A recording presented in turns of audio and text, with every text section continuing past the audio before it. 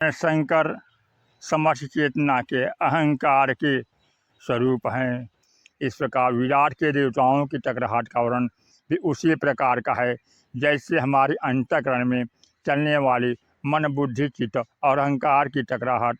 कथा यह आती है कि भगवान शंकर विष्णु भगवान में संघर्ष हुआ, जिसमें भगवान शंकर का धनुष स्तंभित हो गया। भगवान शंकर ने उसी धनुष से त्रिपुरासुर का संहार किया था। त्रिपुरासुर का संहार करना बड़ा कठिन था।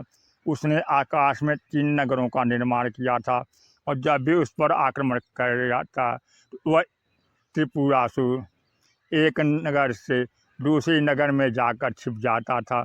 उसको यह वरदान प्राप्त था कि वह तभी मरेगा जब तीनों नगरियों पर कोई एक साथ प्रहार करे। ऐसा कोई योद्धा दिखाई नहीं दे रहा था। भगवान शंकर ने उस त्रिपुर पर एक साथ बाण प्रहार किया, जिससे उसका विनाश हो गया। त्रिपुर का विनाश हो जाने के पश्चात सारे संसार ने भगवान शंकर की स्तुति की।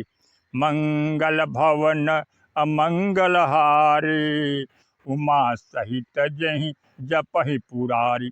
त्रिपुर का आध्यात्मिक तात्पर्य है काम, क्रोध और लोभ रूपी 3 पुर हैं और उसमें रहने वाला दैत्य है मन।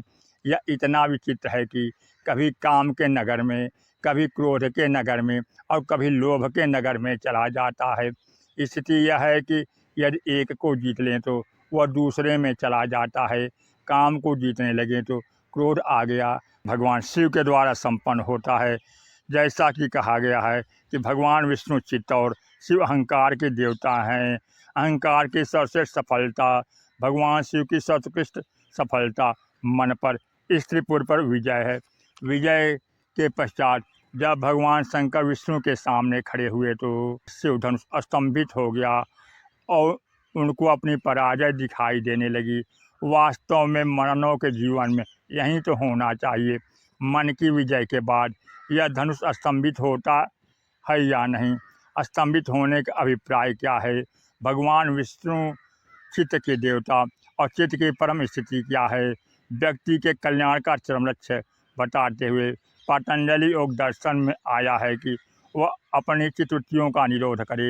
योग चित्तवृत्ति निरोध, चित्तवृत्तियों का निरोध करते ही आप हम शून्य बन जाएंगे या नहीं, मैं शेष रहेगा या समाप्त हो जाएगा।